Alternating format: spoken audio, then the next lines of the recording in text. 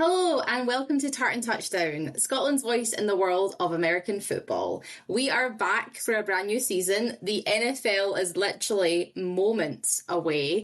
And guys, I've got to say it straight off the bat, this is the year for my Jags. I'm talking Trevor Lawrence MVP campaign is incoming. Book it now. BTJ, Travis Hunter is the best dual threat in the AFC. And do not get me started on that defence. Josh Allen, Trayvon Walker are going to wreck the South. Jaguars are the dark horse Super Bowl contenders, and you heard it here first. But okay, enough of my Jags chat. Let's get in the rest of the crew. So first up, we've got Dan, who's our resident Cowboys man. Dan, I'm sure you're already sharpening up the annual "This is our year" speech for Dallas. I mean, we just before we came on, we had a conversation about how bad the South was. See this? I don't know how much your opening actually holds much weight. To be fair, it does, because it's so bad that there is no reason that we cannot be good, right? Yeah, this is what I mean. For the Cowboys this year, I'm not having the "This is our year" speech because everything has changed for us. New head coach, some contract issues. We don't know. We're kind of in that valley at the moment, but it's still America's team, isn't it? It's still America's team. I love the subcontract issues, which I'm sure we'll get into a little bit discussion later. But next up we have Brian. So Brian, welcome. This is your first kind of episode with us talking about the NFL in full time. I will just say Brian's our loyal Browns supporter, and I say supporter with a lot of sympathy because somehow Cleveland's rolling in at 2025 with 4 quarterbacks. Brian, mate, you've got basically a 25% chance of being right no matter who you hype up this season. Listen, I'm just glad that I can share the factory of sadness with other people. I'm fully intending to treat this as a support group. Yes, it is time for yet another season of thrilling Browns football. I say thrilling because scary movies are fun to watch and they're thrilling. And everyone dies at the end of those. And that's kind of what watching the Browns for a season feels like. You're just waiting for the bad thing to happen to you. And the question is, will it be by week 3 or will we make it to week 5? Will we make it to week 5? That's always good when you're like, okay, my length is week 5. That's always a good start. Yeah, that's good. Great. And then last but never least, Av, who's our resident Giants guy. So your G-Men went out and signed 2 quarterbacks this off-season. So the big question in New York is, are we getting vintage Russell Wilson? Are we getting Jameis Winston chaos? Or is rookie Jackson Dart already stealing the show? Well, I think we're definitely entering a banter era with the quarterback room that we've got at the moment. That's really something to look forward to. If we revert to time, it's good to be back with the darkness and my old friends in this support group. Do we have to label this as actually the NFL support group? That we are the terrible NFL teams that nobody wants? Possibly. Quite possibly. Oh, Jesus. Come back to week 5 and we'll tell you, everybody. Week 5, we'll tell you. If we're still here. Yeah, who knows? We might all have just jumped off a cliff and going, actually, no. The ball and went home. Yes, I've took up shop and I'm done now. But it's great to have the gang back together. And today we're going to dive into everything off season. So I'm talking movers and shakers, anything that's happened, the preseason headlines. And of course, we're going to make our fearless predictions. So we're going to talk about surprise VPs and, all importantly, who we think might lift the Lombardi come February. So let's get stuck in. The NFL offseason's been absolutely chaos. I like to call it silly season when I watch F1, and it's silly seasons happened. Big names moving, coaches shuffled around, and some real movers and shakers that could flip the season on its head. But let's start with some players, and I'm going to go straight to Dan because let's talk about Micah Parsons. Let's talk about Let's talk about it. Go on, Dan. Explain it to the people. Explain it. Well, it depends who you listen to is how you explain that. Do you trust Jerry Jones? I mean, has anybody watched The Gambler yet? I've not had a chance to sit down and watch the documentary yet, but yeah, it's a strange one. The kind of story coming out of it is that Micah Parsons and Jerry Jones sat down. Jerry Jones thought it was contract talk. Micah Parsons thought it was an informal chat. And certainly by the end of the conversations, Micah Parsons had a contract offer. Jerry Jones claims that Micah Parsons' agent then told him where to stick that contract offer, and we've hit them past since then. Jerry Jones has said he was offering to make Micah Parsons the highest paid non-quarterback in the league with that offer. So if that's what he's been offered, then what is Micah Parsons' agent really after? Because the highest paid non-quarterback in the league is currently is TJ Watt, who's getting $36 million a year. So what is Drew Rosenhaus, isn't it? His agent? What is he? No, it's not. It's David Martaga, isn't it? What's he actually wanting Micah Parsons to get paid is what my question would be. But I think the deal gets done. He's still got a few years left in his contract. It's not as if he's walking out the door at the end of the season. Nobody can afford to trade for him. Micah Parsons will suit up for week 1 and everything will be forgotten about. Everything will be forgotten. Or Jerry's fully it. and Jerry Jones talking through his back end, and he's offered Micah a soggy bag of skips and a promise of a good time. See, the thing is, nobody's come out and denied what Jerry Jones has said. His agent has been very vocal in coming out and saying that didn't happen, or that didn't happen. There's been not a word that's come out after he made that comment. He did claim he didn't say where to stick the contract, but he did not dispute Jerry Jones's claim of what the contract offer was. So what we need is Lamar's mum. We need Lamar's mum. She will get in. She will get this all squared out, and then we can all just focus on the football. I mean, there was an interview DeMarcus Lawrence done with, I think it was Ryan Clark the other day, and he was asked, like, about his situation when he was in the Cowboys, and he basically said Jerry Jones told him, you're on the tag, go out and prove it. And you see Jerry Jones paid him at the end of the year, he kept his word. I mean, he said, like, you're on the tag this year, go and prove yourself. He went out with the mentality as I need to prove myself, and he got paid at the end of that year. And he's like, you don't know what happened in that room, but Micah Parsons got a couple of years left in his contract, so if you think you're worth $40 million a year, go out again this year and show it, because at the end of the day, you're on the contract. Yeah, I'm not going to take a side in this one. I think it will get sorted out. I think Micah Parsons will sign a new contract, and that'll be the end of it. Well, listen, if the Trey Hendrickson debacle can get sorted, then surely the Micah Parsons can get sorted. And speaking of Trey Hendrickson, that's a nice little segue, right? So what has happened in the Bengals camp? Who knows? Again, very similar, I think. It kind of depends what you listen to, because the rumours are actually that Hendrickson's agents kind of maybe done him a bit dirty. But from what I can gather and from what my Bengals loving husband has mentioned it. But Gav, any thoughts into what's happened there? I think this does feel like the Bengals doing Bengals things. I mean, there's a history of kind of biscuit tin mentality. The Bengals heard stories of them selling on kit after the season historically. And yeah, it's sad because this is a team that has great players, more so perhaps on the offensive side of the ball with Jamar Chase and Joe Burrow. You'd like to think you could put the full squad around to get it done, but that defense is a massive weakness. Last season doesn't look like they're quick about fixing it up this year. Yeah. Maybe Brian. The biggest thing with this, that the Bengal fans out there, and I'm sorry Bengal fans, and yes, I'm aware I'm a Browns fan, but you do need to remember that you need to field 10 other defenders that are absolutely dog meat. Like, it's honestly, we've all seen the memes all off season. Do you know what's better than having a defense? Making Joe Burrow throw for 400 yards every single week. It's hey, even as a Browns fan, I love watching it. Offense is fab. Paying Trey and only Trey does not fix that defensive unit. Heard of safeties? Fairly sure I'm due a call up at safety. They've just kicked it down the road for a year, haven't they? Like, we'll give you that money you want, we'll just give you it for a year. So they're going to be in the same situation next year, and then they'll just trade them, they'll just tag them. Now, I will say, to be fair to the Bengals, I will say that part of it I don't think is wild. At the end of the day, Hendrickson's 30. I think he turns 31 during the season. So he's older. You know what I mean? Yeah, he's an elite player. He's a great talent, all the rest of it. But he is getting on. You don't want to tie down $30 million a year for 3 years. You know what I mean? You don't want to do that with a player that's going to be, you're going to lose all of that investment come the end of that contract. So I get the leaving it so he's an unrestricted free agent at the end of this year. But as I say, it doesn't, like, Trey Hendrickson will be great this year. I have every faith in Trey Hendrickson. I just have no faith in anyone else the Bengals put on D. You're talking about his age, Brian, that brings us home. I've got a quiz question for you, see if he can get it right. Over the last 10 years, there's been 44 individual seasons where an edge rusher has compiled at least 70 pressures. Hendrickson's done that for 3 years in a row. Out of those 44, 3 of them are his. There's only been one player that has done it that is older than he will be on opening day of this season. So about those 44 seasons, there's one player who will be older than Hendrickson that has done it. Can you name them? Not a chance. I guess any edge rusher of recent times of elite status, Khalil Mack is the only player who has registered 70 pressures in a season who is older than Trey Hendrickson will be at the start of the season. So that's probably why the Bengals are not willing to long-term commit on him, because the age as an edge rusher, they will lose a step, and in a position like that, if you lose a step, that's half your season. So, yeah. Just to ask an unrelated question, how many Super Bowls did Khalil Mack win? How many has Trey Hendrickson won? That's an unrelated question. Do you know what I mean? So unrelated. The Bengals have looked at it and thought, at that age, edge rushers they fall off.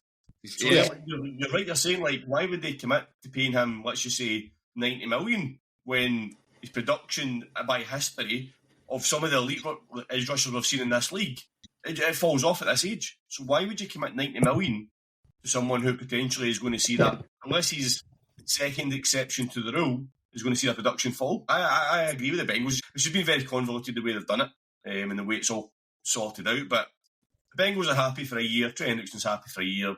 We'll kick it down the road. Yeah, sounds good. I guess if we're keeping on the AFC North theme, because that seems to be the theme, the hardest division. Some would say the hardest division in football. But is that because the Browns are in it? But let's talk a bit about Aaron Rodgers going to the Steelers.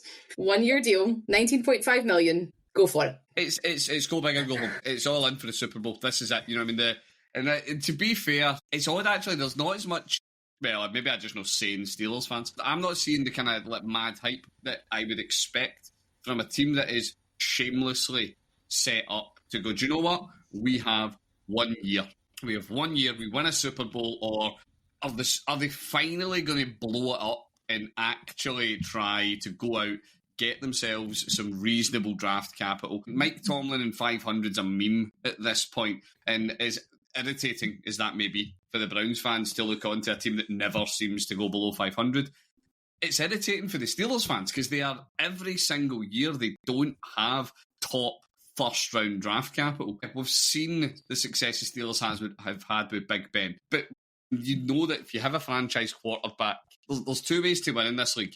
You either have a franchise quarterback or you have the Avengers, and you surround a decent quarterback with all of the toys. The Steelers haven't done any of that since Big Ben. They have played with bits at quarterback. Jesus, they had Mason Rudolph, and what was left of his helmet after Miles set to it. So yeah, they've went for it. Do you know what, Rodgers? Shows you have one more year in you. He looked passable when he actually played with the Jets. I'm not going to say he looked great, but he didn't look awful when he was actually on the field either. So yeah, don't know. I was about to say something and I'm not, because it's Dan wants to say it later and I won't steal his thunder. I'm not convinced it's going to be successful for them, but I get what they're doing. They've got Rodgers in, they've got DK in as well. They've brought in Jonnu from Miami. They've put a lot in to giving Rodgers some tools in offense. Yeah, that wide receiver room's pretty thin. Once you go beyond DK, it's not brilliant. Steelers defense will be Steelers defense. I have, unfortunately, every faith that that's going to be a functional unit. They will be well coached. They are a well-run organisation. So they will go 500 again. They will go into the playoffs. They'll come out in the first round. They will have a crap draft pick, and the cycle continues. I mean, on defence, the Steelers look very good. They do. I'm just looking at the depth chart now. They have some very good players on defence. I don't know if they've went all in offence. Yeah, they've went for Aaron Rodgers, but like you mentioned, you've got DK Metcalf, and then you've got Calvin Austin and Scotty Miller. That's not going all in for a Super Bowl. From our mouth, we don't know what you're going to get with him. As you meant, brought in Jonnu Smith. I like Jonnu Smith, but again, who's going to be there? You've got running backs, probably. They're good at running back. Jalen Warren and Caleb Johnson, I think, would be two good running backs for them. But on the offensive side of the ball, I don't think they have went all in. They've went Steelers average, I think. I don't see where a Super Bowl team comes from in that offense. I just don't see it. Yeah, I don't see it because, again, that's the hardest division in football. So how you're coming up against your Lamar Jacksons and your Joe Burrows and getting above that, and whatever happens to you all, and Joe Flacco, because Joe Flacco is Joe Flacco. This is the thing. Like you cannot go past Joe Flacco. That man appears and things happen to teams that it shouldn't happen to. I just don't see them. I don't see them taking one or two in that division. And I don't see there being three teams from that division going into the playoffs. Gav, what's your thoughts on the Steelers making it? Yeah, I mean, I think it's pretty much like Brian said. You know, they have that track record of consistency. That consistency is at mediocrity levels, and I think we're kind of had some conversations already about some of the other teams that are on the up elsewhere in the AFC. I think we're expecting the AFC West to be quite competitive this year. There's a lot of chat about the Patriots in the East potentially being a dark horse. So I think you're right. We've seen 3, even 4 teams from that division go to the playoffs. I don't think that's going to cut it this year. And when you've got certainly the Ravens in particular in that division, it's always going to be a chasing effort for Pittsburgh. See, looking at both depth charts, I think the Browns are better on offense than the Steelers. Oh, that's the hot take. We're We're not doing hot takes yet. don't think it's that much of a hot take because you know what you're going to get with Joe Flacco, right? You know what you're going to get. Aaron Rodgers, you don't know what you're going to get at the moment, right? Yeah. Jerome Ford and Quinton Judkins at running back. That's probably the where you could debate both teams at running back. You could debate both teams. If you think Quinton Judkins is going to set a single fleet on a field this year, I have some news. I will give you Jerome Ford and Sampson. But that's where you can debate the Steelers are potentially stronger. But the wide receiver room, Jerry Jeudy, Zia Bond, who again we've had the issues, but I think he's a good wide receiver. Cedric Tillman, I think is better than what you're getting in that second stage of the Steelers' offense. And Joku's a much better tight end than what the Steelers have got. So I don't think it's that much of a hot take to say that the Browns' weapons are better than the Steelers' weapons. Weapons, I would give you. I don't think that's wild. The Steelers have a better running back from that. They just do because Quinton Judkins, as much as he looks incredible, I'll be very, very surprised if he sets foot on a field this year. I think the Browns are actually there is more. I know obviously charges were dropped and stuff. Well, look at what we did with Bond. Charges get dropped to him and he was signed more or less immediately. Charges dropped Judkins and all of a sudden the Browns have discovered morals? I don't think so. I think we know something else is there. But at the end of the day, we have seen... How many games did Rodgers manage last year? He managed the bulk of the season. He didn't miss much time. Flacco, how much of a year are you getting out of him? And then we'll go on and we'll maybe talk about rookies and stuff later at quarterback. We know about the Browns quarterback carousel is like. Neither of them are leading you to stringing together a run of victories. Rodgers could. I'm not saying he will. I think he will, but he could. It's plausible. Yeah, it is plausible. I just think if you look at the weapons that are there, the Browns have better weapons generally than I think the Steelers have got. I don't say the Browns are going to have a better season than the Steelers, but especially that wide receiver room and the tight end room, I think you'd rather have what the Browns have than what the Steelers have. Anyway, it's official. Dan's back the Browns for the North. I'm here for it. There you go. That's it. Screw the Ravens. Screw the Bengals. Stuff them both. It's Browns all the way. I also guess the fun fact is I'm like 99% sure the Steelers play the Jets week 1. So I need to look at their schedule. So that'll be fun. What happens if it goes out in? What happens if it goes out in? Is it at New York? I think it's at England, yeah. That's hilarious. What happens if it goes off in Sunday 7th, 6 p.m. Literally, I don't want to call voodoo again, but I mean, I successfully predicted that Mahomes would get injured in the Super Bowl, which he sort of did. So what happens if Rodgers gets injured that first game again? I'll actually... On that field. It's cursed. He'll need to get like a recce in to cleanse it, I think. That's it. Cleanse the stadium for him. I guess the other kind of big news, obviously, Cooper Kupp is back as a Seahawk for a nice little a 3-year, $45 million deal. He's impressing in training camp. He enjoys he said the offense has been revamped and he's bracing his role. Good for Cooper Kupp. Nice to maybe see him go back, try, see what... The Seahawks look pretty good. The Seahawks seem to be kind of turning over again. The NFC is starting to heat up as well in terms of, I mean, who's going to take the crown off of the Eagles, I guess, this year. Yeah. I think the NFC West is going to be a real interesting one this year. I don't think anybody looks like they're potentially going to run away with it this year. Yeah. Seahawks, I think, we've seen what Sam Darnold done with the Vikings. The Seahawks have made some good moves and they've added some good things. Cooper Kupp back to his home state. I think Seahawks might kind of go a bit under the radar this season. I think Seahawks could be ones to watch in that West because it is wide open, I think. Yeah. The Rams, 49ers will be the 49ers, but their wide receiver room. Brian's almost got a game for the 49ers at this rate, never mind the Browns. And then the Cardinals. Yeah, the Cardinals could be a bit of a dark horse as well, I think. But dark horse. I'm looking forward to seeing Kupp and Darnold hooking up. Also get GSN at wide receiver there as well. So I think that could be a decent watch for the Seahawks. I'm thinking, probably Seahawks have got his running back. They just can't get consistent with Kenneth Walker or Charbonnet at running back. I don't know what one of them is going to step up this year because one of them needs to step up and be a good running back for them. So I get that. I'm going to be absolute Captain Misery. Right.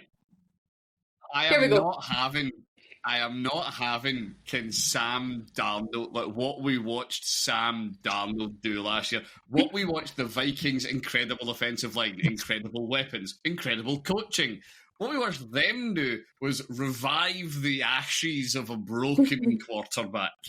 He has went to a situation where, quite like JSN, I think JSN's got a lot of talent. He ain't no Jettas. He has got nothing in that. The Seahawks offensive line is an absolute shambles compared to the Vikings. And yeah, I think we are going to watch Sam Darnold is going to be seeing ghosts. He's going to be getting chased all year. I do have faith on the West being interesting, but that's primarily because we're going to be watching the Seahawks, who I think will be questionable at best, the ghost of San Francisco. Who knows what the Rams are going to do? The Rams are up and down every single year, it feels like. And the Cardinals I quite like. I'll give it to the Cardinals. I quite like the Cards this year. I think they might be quite fun. Well, just because you're talking about the NFC West, we're kind of doing a bit more of a breakdown. Everything I read people have the 49ers going to the Super Bowl. And I'm like, in what realm of possibility It's the Super Bowl. are you... Well, it's because the Super Bowl. It's because the Super Bowl's in San Francisco, I think. So everyone's like, "Oh, we'll just send them there. It'll be easier on the transport." Yeah, right. We've already got a box booked. So what do you mean we're not going? What do you mean we're not going? I just don't. The Super Bowl's because it's in their stadium. That's the only way the Super Bowls are getting anywhere near a Super Bowl. I know. It's because someone else needs to be presented in their stadium. Listen, as a Brock Purdy hater, I'm on this train. I can't stand that. No, that's really not fair. Sorry, Brock, if you ever hear me. No. The people are like, oh my God, they've got this, and I'm like, sorry, who? Apart from Purdy, tell me. Even Purdy's good. As Brian said, he doesn't have all the weapons round about him to lead the team anymore. Do you know what I mean? Not anymore. They all went. Rooms. Done. There's nobody there. You know what I mean? I called it at the time. I called it a year ahead of time that the Niners worked because they were the Avengers. You weren't paying Brock Purdy. You paid Brock Purdy because, to be fair, the Niners kind of had to pay Brock Purdy. He had done enough to get paid. But he was never that guy. And don't be wrong, he might ball out this year and do amazing with whatever that wide receiver room is at this stage. But that's what it's going to take. That is what you are going to need for them to have success. You're going to need the quarterback room to be the difference because, yes, I know that like everyone loves Ricky Pearsall's narrative, having been shot in the chest and then still playing football is a hell of a story. Jawan Jennings is, everybody's kind of off-season darling, but there is a reason that teams aren't fighting you for these guys. No, I'm not. So sorry, Sarah, I don't know what news reports you're catching for the Niners being Super Bowl bound. I need to turn them off. It's ridiculous. I was like, what world? See if the season was to start this Thursday. Wide receiver for the 49ers, you'd have Ricky Moore and Robbie Chosen. That's who your team. What would the season be for the players that have questionable out could potentially make it? But if you look at the depth chart, both the first three receivers do not have anything beside their name or Ricky Pearsall, Sky Moore, and Robbie Chosen. That's not a wide receiver that's taking you anywhere near the playoffs, never mind all the way to the Super Bowl. You try to tell me you don't believe in Robbie Chosen? No, he is not. Robbie Chosen is not the chosen one. Uh-huh. She's chosen by enough teams. Aye. Yeah. That's excellent. There's a reason he's getting tossed about. There's a reason he's getting tossed about. I guess, Gav, let's talk very briefly about a former quarterback. Of yours. Let's talk about Daniel Jones against Andy Richardson. Go on. Tell us what's going on down at the Colts. Well, if you listen to Colts fans, they're in meltdown with it. Do you know what? I don't know. I think Danny Dimes is probably never going to be your Hall of Fame candidate quarterback. I don't think that's a hot take for anybody. Having said that, Anthony Richardson, to be polite, had his question marks last season. Maybe he still needs another fire to build it underneath him, because there are pieces to work with in Indianapolis. They have a good set of receivers there, which until Neighbours came along, Jones didn't really have that in New York. So I think that it's a great thing when you see your quarterback leave and go to the other conference, because it's much easier to say, it's not like the Saquon situation. It's quite easy for me to say, we see him every 4 years, wish you all the best. Jones. Yeah, I think it's a good landing spot for him. It's all on Anthony Richardson to see if he can turn himself around in the meantime. Yeah, I don't know if it turns into one of those, because I guess the thing with Danny Downs is he's slightly more reliable. Like, you sort of know what you're getting with him. You can put him out on the field, he'll do a reasonably okay job. Your likelihood of injury is slimmer, because when you compare him to Richardson, what have you got really to base it off of? So I guess for them, they're maybe thinking, as the veteran, and I say veteran because he's not even that much of a veteran compared to some other quarterbacks you've got, is he the better option, Dan? I don't think there's a good option here for the Colts. I think that's the problem. Daniel Jones, the problem is you do know what you're going to get with him, and it's not very good. I think that is the problem the Colts have got. They obviously, Shane Steichen obviously thinks it's better than what he's going to get for Anthony Richardson because he doesn't know what he's going to get. So it's like, they go with what I don't know it could be bad, I'll just go with what I know it's bad anyway. This isn't from a hot take, but I think Shane Steichen might be struggling to keep his job. I think the Colts have got good players. This is the thing, the Colts, they've got Jonathan Taylor's a great running back, Michael Pittman's a good receiver, Josh Downs a good receiver, Alec Pierce is a good receiver, picked up Tyler Warren in the draft. They've got the pieces there, but it's just not going to all come together for them. They might just scrape it. We talked about it for the AFC, they've got to be in the South, might save them slightly. In terms of they might pick up some in division wins that might keep them there. It's not a good position to be in. For you to draft Anthony Richardson and sit him so quickly, for all the hype he's got and the talent he's got, it's not a wide receiver that's coming in with all the hype and maybe not the talent. Anthony Richardson has the talent. It's just maybe the attitude, or maybe I'm too tired. Maybe he's just too tired. Maybe that's what it is. Maybe the off-season's been too hard work for him and he's decided I want to rest for the first couple of weeks of the season. I mean, they've got Riley Leonard there as well. I mean, I'm not ruling him out getting some game time this season either. Riley Leonard's a good quarterback as well. Yeah, I don't think there's a good or a choice for the Colts here. It kind of flipped a coin between Daniel Jones and Anthony Richardson, to be fair. But Daniel Jones starting gives Jonathan Taylor a better option this season because he's going to get more runs because Daniel Jones can't throw them. I mean, I guess it's such you slightly mentioned it there, but the AFC South is a winnable division. It is not a hard division. I mean, your ceilings maybe 10 wins, and that will get you through to the playoffs there. And so, Ryan, what's your perspective on the AFC South? Apart from it's crap. Winnable is it, and that's actually, I don't mean it in a snide way. I think I am out there, so I think Richardson's just a bust. He's done. He's got all the physicals, and we know that. He's an athletic freak. He's incredible that way. Doesn't have a football brain. We've seen it time and again. You look through the other teams, can Stroud recover from his sophomore slump? Possibly, but the Texans haven't really invested in things like their line to protect him. So I'm not massively convinced they're taking a huge step. Titans, maybe. We've seen them, obviously, they're perennial high caliber draft picks, which is lovely. My team, you can enjoy as Sarah for everything as well. I've got faith in the Jags because I've got faith in Cohen. That is where it comes from. We've watched him. Look at what he did with Baker. I am the biggest Baker believer out there, but you only need to look at the huge step that Baker took when he was being coached by Cohen to see what you can achieve. We don't need to think all that far back, and he was he who is I am. And he was going to be the saviour to all things football with that glorious flowing lock of hair that he has. I'm sure he gallops majestically. What he's missed is coaching, and this is what the Jags now have. I agree that 10 wins, I think, seals this division.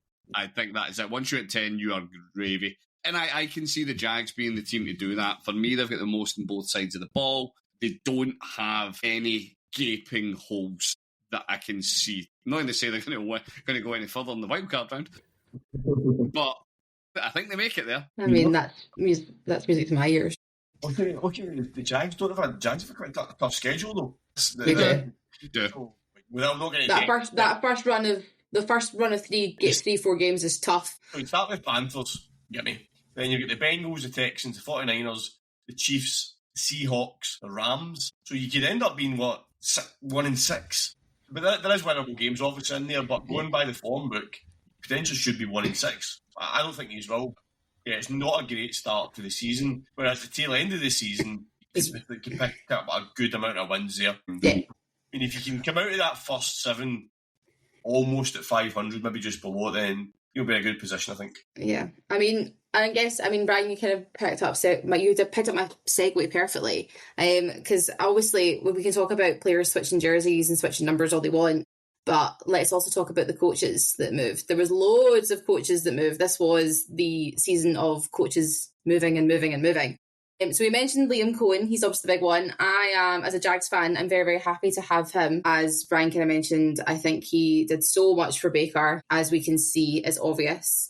He definitely wants to come in and he wants to build the offense around Trevor. And even if you watch him against the Saints, I think Trevor had a problem of like seeing ghosts. Like, you can watch him do this weird like fake out spin every time because he's obviously got PTSD from the offensive line breaking around him. So that's nice for him not to have that anymore. But I guess, Brian, let's talk. Give me your thoughts on Pete Carroll going to the Raiders. You know exactly what you're going to get with Pete Carroll. He's going to run, well, normally you would expect him to go run first and run heavy. It's what he did for a long time when he was in Seattle. He is established and he has shown us he can do it before.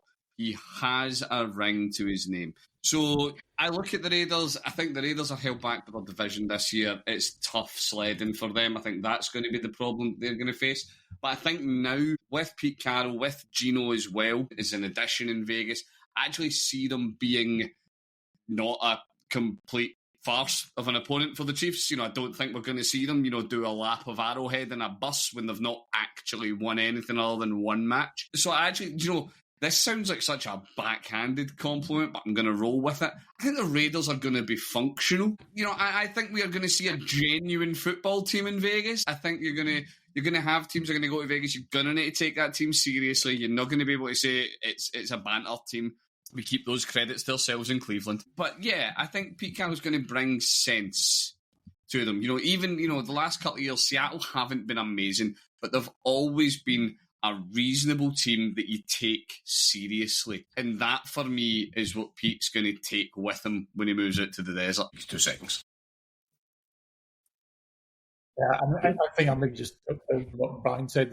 I don't think that the concern for the Raiders is the hire itself. The concern for the Raiders is looking at a resurgent Chargers team with Harbaugh. So the Broncos really going to make strides. I think it was a bit of a slow start for Sean Payton, but actually he is starting to get a bit of momentum there. And that's not obviously to mention the Chiefs and Patrick Mahomes, who will be no doubt in vengeance mode this season. Yeah, I think credibility is perhaps what the Raiders will gain, but it's going to be a tough ride. I think the Raiders do okay. The Raiders have picked up some good pieces. Obviously they've picked up Gentry in the draft. We've seen Amari Cooper sign a 1-year deal there this season as well. Geno Smith, serviceable enough quarterback, will do a decent enough job. And we know if Brock Bowers can take a step forward, as you know, Brian, you love the fact that tight ends don't tend to do very well in their first season, but if Brock Bowers can somehow even semi-replicate what he done last year with some of the other players pick up the slack as well,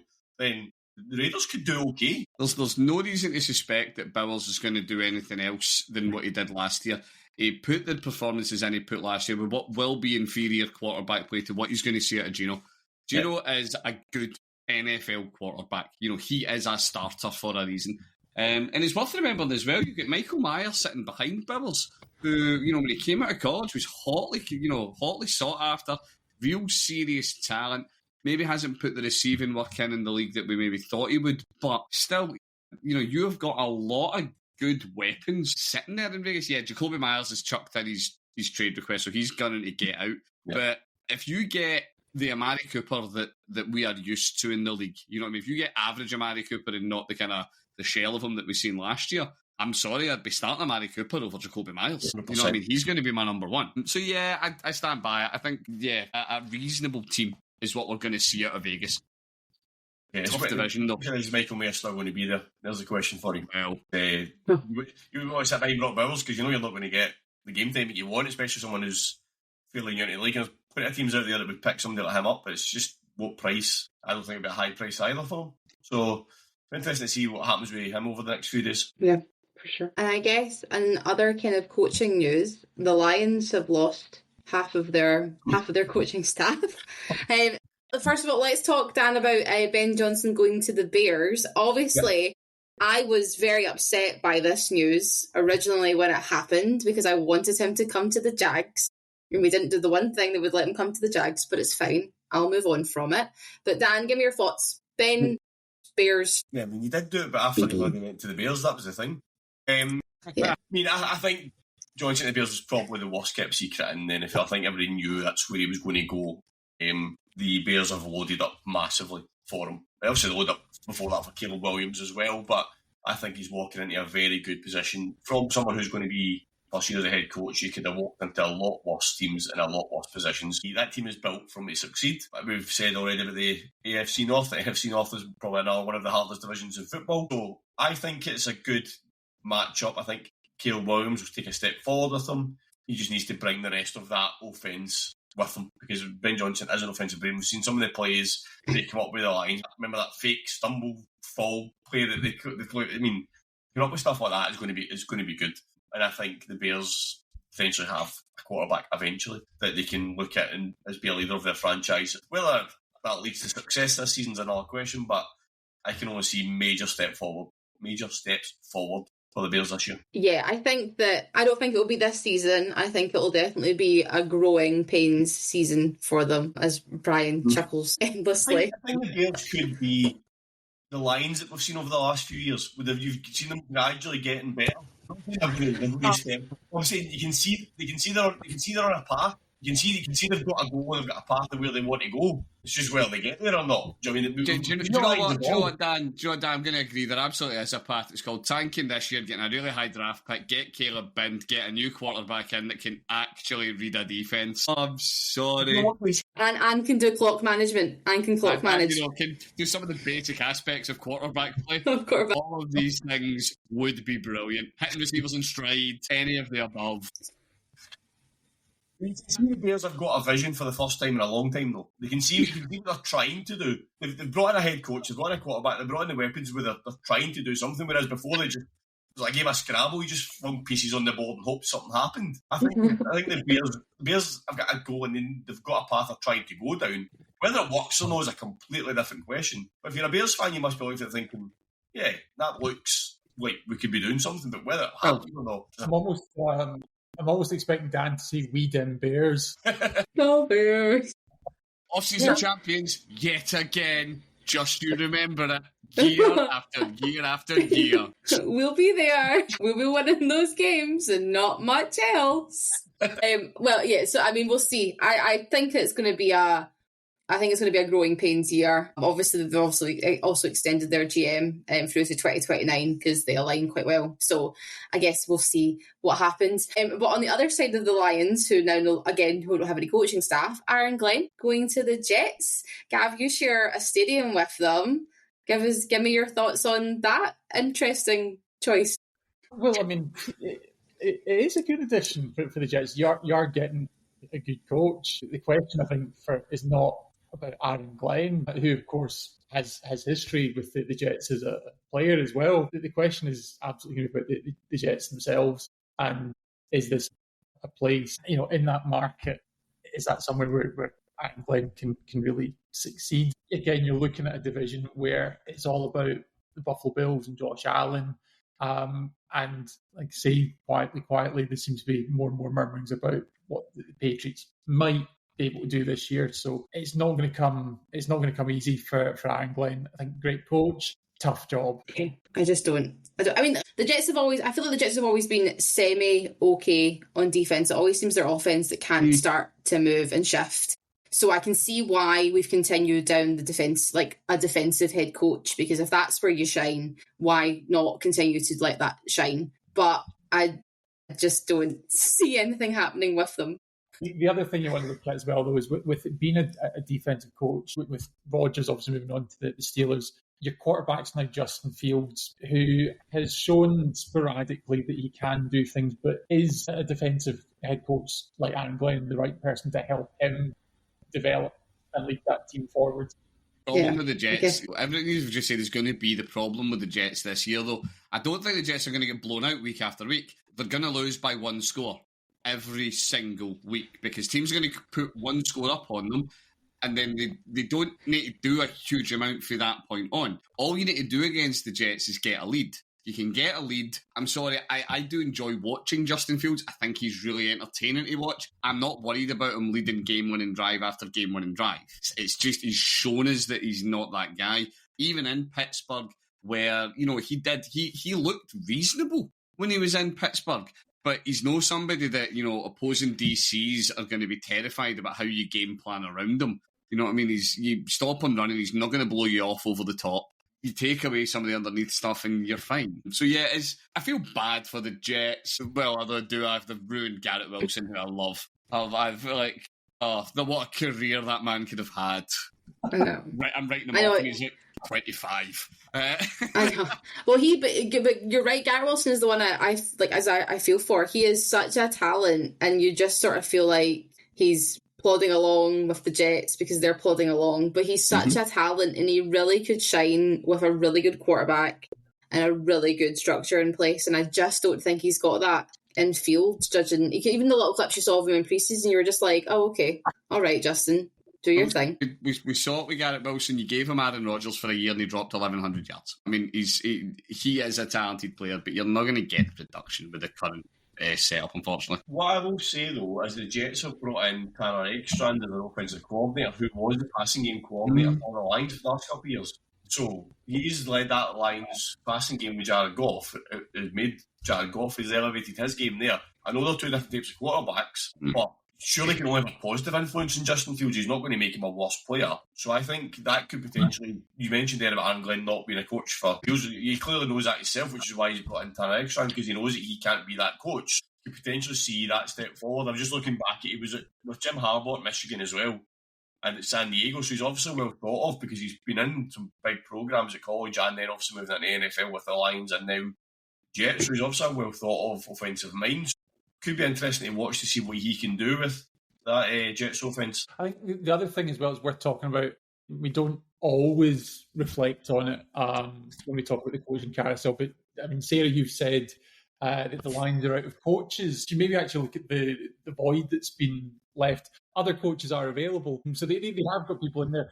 And I think obviously a lot of the worry as well, obviously when you lose both of your coordinators, and as you mentioned, Dan, there, some of the other coaches to other teams, you worry about the void that fills with the Lions. Obviously, you've got to remember, one that sets the tone and the culture for that franchise, Dan Campbell, still there. This is also a team that had more than their fair share of injuries last year. I think at one point we're talking about 20 players down. Obviously, Aiden Hutchinson, one of the best defensive players in the league, gone as well. He'll be back this year. It's a competitive division, but I don't think we need to be worrying about the Lions this year. I think they'll be all right. The Lions are the Lions. Aaron Russell Brown can just run about and catch balls as if they're... And also can throw balls, as we're talking about with the fun plays they do. He can also throw a ball. We say the Lions, I mean, that's a good thing. I was just saying, that is a historic turnaround. But news only tells half the story. Once the pads came on in pre-season, we started to see which teams are actually backing up the hype and which ones already look shaky before week one. I only have one thing to say, and that is the 70-yard Cam Little kick for the Jags was so incredibly impressive, more so to the fact that there was space underneath the ball. It wasn't just over, there was depth under it. So it's not my full prediction, but I think he's going to hit that during a game. I'm not saying it's going to win the game for us, but I'm saying it's going to do it, which puts the Jags in a really good position because basically it just means you can kick the ball from the other side. Don't even have to talk about punting the ball. But yeah, any highlights from the preseason? Well, what I say is that now Cam Little's now going to start a trend where there's so many kickers in the league that could kick that. Brandon Aubrey is going to now be trying every opportunity he can get will be able to try and kick that 70-yarder. There's now going to be a competition here who can kick the first one in the actual regular season. I think you've got a couple of attempts at 60 plus in the first game of the season just to test it. Who kicks the first one? See, Cam Little says he's got more in his locker as well. So it's just whether coaches take the chance. Yes. That's the thing. He can kick it, but can he kick it every single time? You're giving up ridiculous field position if you're in a tight game, if you're missing a 70-yard field. Because there's so many... It's not just the kick, as we know, that there's so many things that need to go right before the kicker even makes contact with the ball to make sure that goes through. So it's our coach is going to take the risk in a tight game of kicking a 70-yard field goal? I'm not so sure. It's probably like kind of end of half situation, not end of game, because obviously, you know, there's higher stakes there, but it's like when you think, well, do you really want to throw a Hail Mary at the end of the half, try and tack some points on, or when you lose that risk of giving up field position because maybe it's the final play, you know, take a shot at it, see if you can keep the scoreboard ticking over. Yeah. It's almost becomes a situational. It's the Saquon rushing title argument. You know what I mean? When we've seen the Eagles coach say, "Oh, we'll get you back in so you get the max rushing yards." See when the game's done, you know, you're 3 scores up. And it's meaningless. You know, you're putting in, you've pulled starters. You go, do you know what? Stuff it. See if it doesn't go the distance and we give up. We win by 2 scores. Okay, we'll give you a crack at it. That's like, I don't ever think you're going to see a coach allow it at a point where it could potentially backfire. As awesome as it would be, like your first drive of the first game of the season, you stutter in your own 40. Do you know what? We're going for that. Listen, I wouldn't even put it past them because, I mean, obviously they did it in a preseason game because it's preseason and who actually really cares. But he was like, oh yeah, I can give it a go. He's like, he was so nonchalant about it at the time. Obviously, when he hit it, he was like, oh my God, this is the best thing ever. You can watch him like Liam did in his kind of post-game interview and he was just like, oh yeah, I asked him if he wanted to give it a go and he said, yeah, okay. So I feel like that's the narrative of it. But yeah, I guess I kind of think preseason's kind of gone how we wanted to go. You can see what teams care, which teams don't care, which is quite a lot of them. I was shocked though. I was listening and Josh Allen didn't play a single snap. Probably not that much of a surprise. Nope. And I wouldn't have him play one if I am leading up the Bills. Why? The only team that I would say need to start starters is the Bengals. Bengals don't start playing football till like mid-October normally. So yeah, it's probably worthwhile that they start some starters. But we've seen enough people go down. Yeah. You're not risking Josh Allen. From a Cowboys point of view, I think is interesting is to see Dak Prescott's obviously QB1, but I think we're in a position where if Dak Prescott goes down, we're not going to go and do anything spectacular, but Joe Milton's looking decent. I mean, we had Will Greer, obviously Cooper Rush were okay, but I think Joe Milton could come in there and keep the offense going better than what we had before. We're not going to have to worry about the drop-off in terms of we will still have a passing game. We will still have CeeDee Lamb and George Pickens catching balls from a quarterback that can really throw at Joe Milton, to be fair. He's got an absolute rocket of an arm. So coming out of the pre-season for the Cowboys, I think that's been a bit of a shining star for us. We know he's not going to push Dak Prescott for QB1, but we now actually have a backup quarterback that we could go, well, it wouldn't be the worst if we lost Dak Prescott for a few games because we all know he's not got the best injury record. When you lose Dak Prescott for a few games. Yeah. Minor grammatical point. When it comes to Browns preseason, we found out what most reasonable people knew was the truth. It was always going to be about the quarterback carousel. Browns defensive unit looks great. Looked actually really good on defense. Didn't see huge amounts of, I think we've seen 2 drives with some of the big offensive starters outside of, on the first string anyway. But yeah, the quarterback carousel is the story of the day, and we saw exactly what, as I say, reasonable people thought we were going to see. Joe Flacco is the starter. Joe Flacco is 17,000 years old. You know exactly what you're getting out of Joe Flacco. Dylan Gabriel is a functional backup level quarterback for a Kevin Stefanski offense.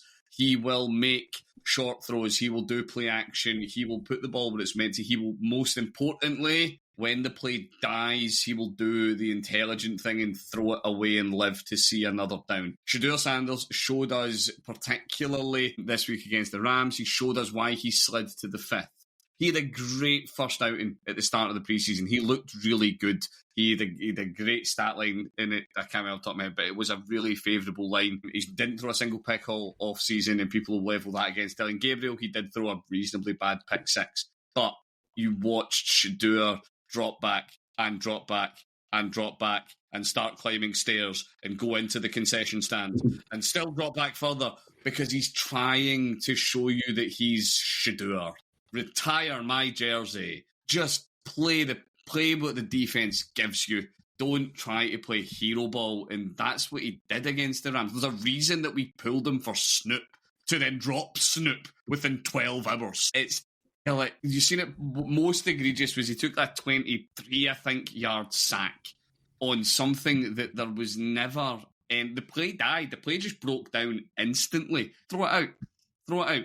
Take 2nd and 10, take 3rd and 10, whatever it was. But no, Shadour's dancing around back there, trying to shrug off defenders and show you he's going to chuck a 70-yard bomb for a touchdown because he thinks that he should have went 101. It's just not. So yeah, Browns, we've seen exactly what we thought. Schweisinger looked great in defence. He looked incredible all off-season. I am very excited to see him. But the big story out of Cleveland's a quarterback carousel. And yeah, it is as we thought it was. It's why we traded Pickett. Because at the end of the day, Flacco will start when Flacco's joints give in. We've got Gabriel. He'll do what you want to do as a backup, and that'll be it. Schweizer looks even better when the Rams just decided not to block him either. that was a ridiculous play. Aye, that was, to be fair, that was glorious. The true goal of any offensive line is to not block. They thought they were doing wide receiver snaps, and the objective was to get open.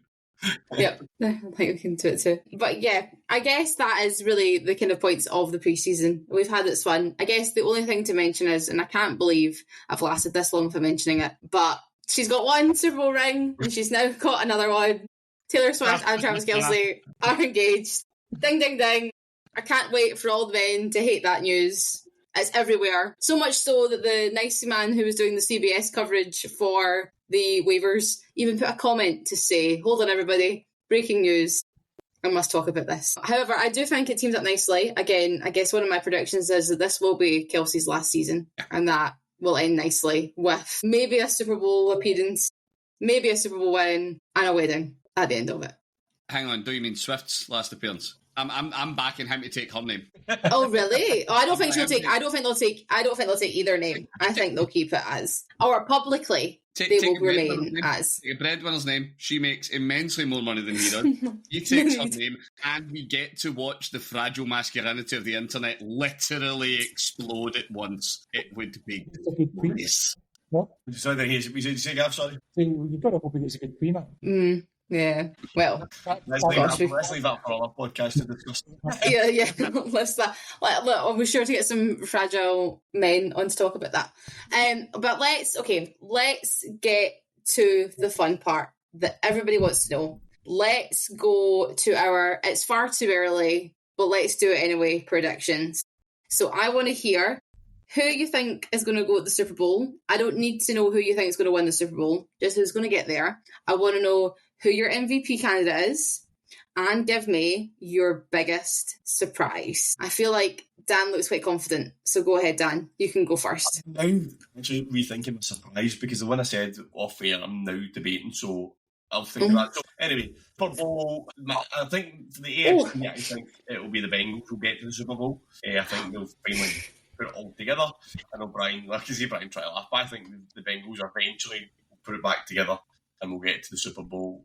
I want to say against the Cowboys, but I can't put that much confidence in myself to say the Cowboys will go from the NFC. So I'm going to go for the Minnesota Vikings. Bengals-Vikings Super Bowl, and I think the Bengals will win it. And as a result of that, I think Joe Burrow will be your MVP for a season coming. Yeah, I think he can do it on his own without the weapons, obviously, in terms of numbers and stuff like that. He can put up Joe Burrow to throw for 500 yards a game and 40 touchdowns a game, and he will be your MVP. What takes? The one I said off air, I will say I think the Steelers will have a losing season. I don't think we talk about the weapons that they've got or the lack of weapons that they've got. So I'm going to go with Mike McDaniel for the Dolphins, will be the first head coach to lose his job this season. Don't think that's unlikely, to be honest. I think that's the worst take I've ever heard. So I can't. Hot takes then. I'm not that hot, to be honest with you. Yeah. Well, my hot take is not a hot take, but because everybody else agrees with me, but that's okay. Gav, you looked quite shocked by the Bengals and the Joe Burrow throwing yards and touchdowns, so I would love to hear what your predictions are for the season. Well, do you know what? It's dull, but I think the Eagles will go back to the Super Bowl. Sometimes it's a parity-driven league. You want to think there's going to be change, but they were so dominant throughout the playoffs. They've not had a lot of change in that roster. And the pieces on both sides of the ball, the two lines in particular, but then you think you've got Saquon, you've got E.J. Brown, Devonta Smith, Jalen Hurts. I think they are definitely going to be the team to beat, but I think they've got all the pieces to measure up there. On the AFC side, I think the Bills finally getting over the hump. I think that the Chiefs have the stuff knocked out of them, and I think that finally the folks in Buffalo are going to get a Super Bowl to cheer about. I think in terms of surprises, this is again maybe like some of the others, it's not that bold, but I think we're going to see something from the Carolina Panthers this year, aided in fact by the fact that they are in the NFC South. It's not the trickiest division to win, and obviously once you're in there, if they can win a home playoff game, that's a great season for them. I think we will see a bit of a surprise package there. Bryce Young now has a good receiver to throw to in McMillan that come through the draft. So yeah, I think there's some positive signs last year, and I think they'll surprise a few folks. Who do you think your MVP is then? MVP, I mean, I think you always know who the contenders are going to be. I've put Josh Allen in to win the Super Bowl, so I will have him going back to back. We'll keep the quarterbacks as winning MVP as normal. Right, Brian, go right ahead. Right, so I'm going to be a slight cop-out merchant because one of my Super Bowl contenders is my shocking hot take that I just did. And the only reason they're one of my Super Bowl contenders is because I have done so many fantasy drafts and I have so many shares of this offense. Evidently, I'm a fan. I am backing the Denver Broncos. Broncos country, let's ride. I am here for it. There is so many parts of this offense that I think are genuinely going to be really good. It's built on top of what is, I dare say, could be the league-leading defensive unit in the league. I think Denver's going to be right up there. But I am calling Denver to be my big shock of the year, go all the way through to the Super Bowl. And I think they're going to meet the Lions when they get there. I think that the Lions were great to watch last year. The reason the Lions were great to watch last year was a wee bit like the Bengals. They had to be. They had so many injuries, particularly on the law of averages says that shouldn't happen to the same team 2 years in a bounds. Sorry, Lions fans, I've clearly cussed the entirety of Detroit.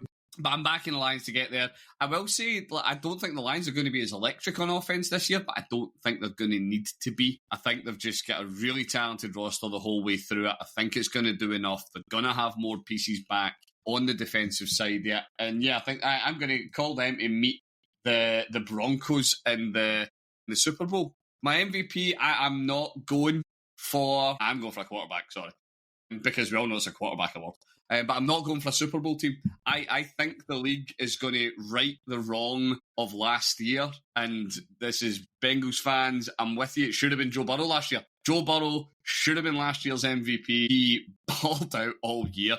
And you just watched him die a little inside every time you watched yet another offensive drive scream the whole way down the field for a touchdown. And then he had to walk on again before he even had his helmet off.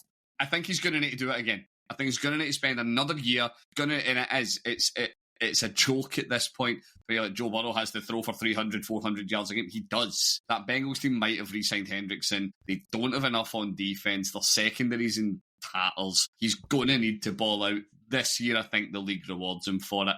And Joe Burrow's going to walk away with the MVP. Yeah, it was really... I watched a couple of episodes of Quarterback and watching that poor boy speak at the end of every single game, being like, I don't know what else you all want me to do besides throw the ball. Literally, he was like, somebody please help.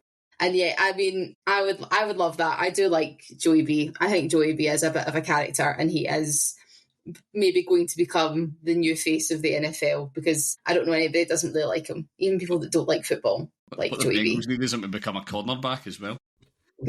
Literally, so can you just play all the positions? Can you just now do a Joe Fred? Can he Screw Travis Hunter both ways? Can you please play both ways? He did do an impressive tackle. There was a clip of quarterback where he did an impressive tackle after he threw an interception. I was like, okay, Joey B, I see your style.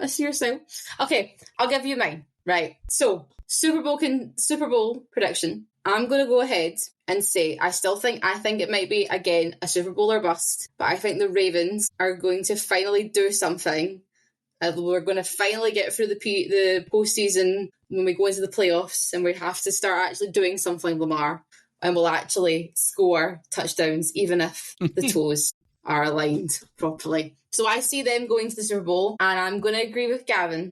I think the Eagles are going to get there because, again, they've not really done too much apart from pick up more people as they've gone on. And how they've managed to let that happen, I don't really know, but they've done it. And I just think they're going to be a sleeper. Again, we'll all forget that they're winning, they're slowly winning. And then we go, oh shoot, how have we got here again? So I think that I'd like to see Lamar win MVP. But I mean, maybe depending if the Eagles have a better season for Jalen might win it. I am a believer of like mostly it's quarterbacks that win MVP, so that's fine. But my hot take, and again, as you mentioned, it's not really a hot take, but I think the Patriots will finish behind the Bills in the AFC East. I think they will finish second. I'm not saying they make the playoffs because the AFC is stacked, but the Dolphins are always difficult because if Tua doesn't stay healthy, then the Dolphins usually slip and slide. And the Jets are the Jets, as we have established. Because the Pats finishing behind the Bills was Yeah, I mean, I think the Pats could do well this season, like you say. The AFC is stacked. Trying to get into the playoffs for them is going to be difficult. It's not out with the realm of possibility that they do it. But even finishing second for the Patriots will be a massive step forward. It'll all be about the culture Mike Vrabel will be put in there because we know he loves that team and he loves that franchise.